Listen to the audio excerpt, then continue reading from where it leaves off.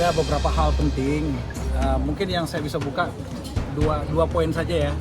2 poin saja adalah rencana kami dan Bapak untuk turun lagi. Kemarin kan ke Lampung sudah, minggu depan kita ke NTT. Jadi udah fix, biar banyak keluar. Bapak mulai di Kupang. NTT berapa titik? Mungkin kemarin kan 3 hari di Lampung. Iya. NTT berapa hari? Teknisnya masih diatur. Jadi kesepakatan jadwal itu baru keluar semalam. Makanya saya datang sama beliau, konfirmasi. Masalah teknisnya kan masih ada waktu lah. Yang pasti lebih dari 1 titik, ya kan? Karena ya Bapak udah pasti udah tahu, semua udah tahu di timur sana suaranya Bapak sangat bagus, pengalaman Bapak sangat bagus, dan juga undangan-undangan dari masyarakat banyak sekali. Jadi kita harus pilih nih yang mana undangan dari PSI ada, undangan dari masyarakat juga ada. Kejutan, ya lihat aja nanti, mungkin seperti kemarin kali ya, yang ada kerboknya tapi dianggap lain. Berapa hari? Ini tanggal berapa? Tanggal berapa? Akhir bulan. Akhir bulan. Akhir bulan Juli ya. Berikutnya kita hal yang penting kita bahas lagi ketiga mengenai bola, seperti perbolaan Indonesia. Memang kami membutuhkan nasihat dari beliau dan arahan-arahan yang pastinya dunia perbolaan di Indonesia ini perlu kita reformasi dan membawa lebih mantap lagi. Apa mungkin yang disampaikan Bapak terkait sepak bola Indonesia? Harus bisa dijadikan industri di mana bukan masyarakat itu bukan sekedar menjadi penonton, tapi bisa menjadi andil juga di dunia tersebut, bisa menjadi manfaat. Contohnya UMKM yang bisa ikutan ada di depan bola.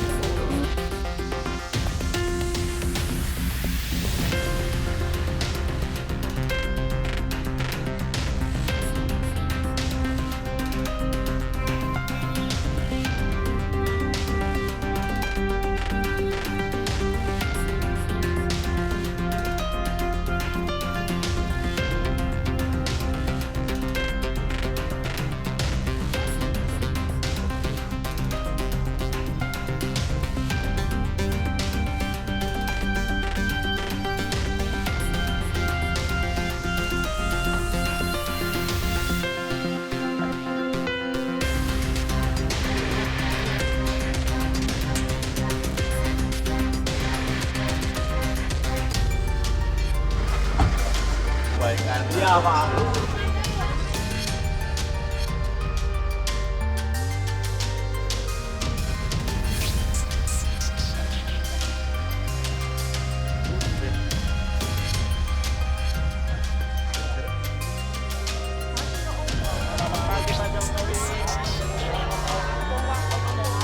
Kita mempersiapkan untuk persidangan.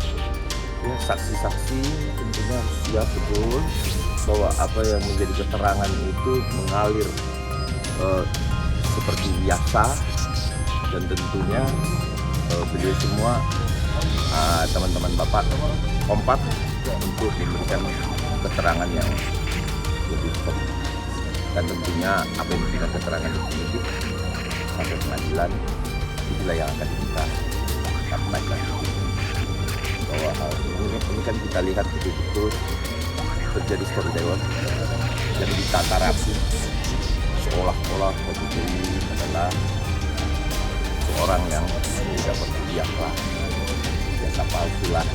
Kita terus kenapa? Karena kawan-kawan Pak Jokowi ini hadir untuk betul-betul membuktikan gitu profesionalnya tidak benar.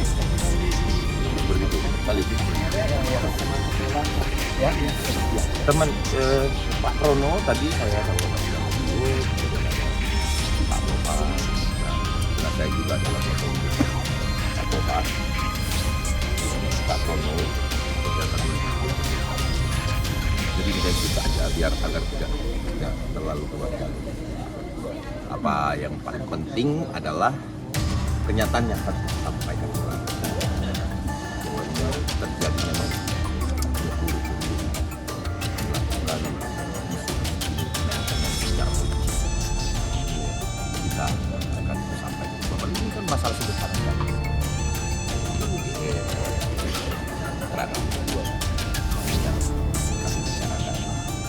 Semuanya normal kok, nggak ada yang lebih spesifik. Apalagi Soal pecah kongsi. Kosinudin sama Kosinudin teman saya. oh ya. Gimana? Kosinudin sekarang teman saya, ya kan? Biar aja dia berperan. Karena memang kalau kita mau melihat satu pembuktian yang baik, bukan di Prapi. Prapi itu tidak menunjukkan apa-apa, itu hanya prosedural. Pembuktian itu ada pengadilan yang sudah didaftarkan, yang sudah bernomor perkara. Ini yang harusnya ditahan. Ini yang harusnya mereka lakukan. Prosedur tidak harus mengulur-ulur waktu hanya untuk mencari celah di dalam KUHP. Karena ingat ya, perlu saya ingatkan lagi satu, bahwa menerapkan KUHP sesuai dengan apa yang masuk di dalam KUHP. Semangatnya, pertama semangatnya KUHP itu adalah kepastian hukum. Yang kedua adalah restoratif. Itu semangat modernisasinya. Tapi kalau itu juga tidak dilaksanakan secara baik dengan mencari celah, hakim harus bisa mengambil suatu tindakan. Harusnya sudah keluar penetapan ini, harusnya ya keluar penetapan untuk tidak menerima lagi atau menolak, ya. Oke? Oke, terima kasih. Terima kasih, siap, matur nuwun. Acara mana?